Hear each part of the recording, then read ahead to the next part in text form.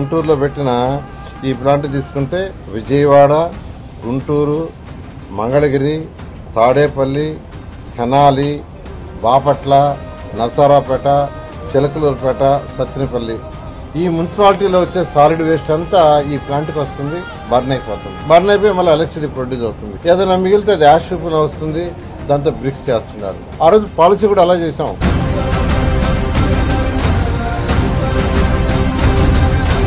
ఒక ప్లాంట్ పెడితే దానికి సరౌండింగ్స్ లో ఉండే 50 నుంచి 60 కిలోమీటర్ రేడియస్ లో ఉండే మున్సిపాలిటీస్ కావచ్చు, పంచాయతీలు కావచ్చు, నగర పంచాయతీలు కావచ్చు, మొత్తం దానికి ఇవ్వాలని ఆ విధంగా ఈరోజు చక్కగా ఇక్కడ జరుగుతుంది.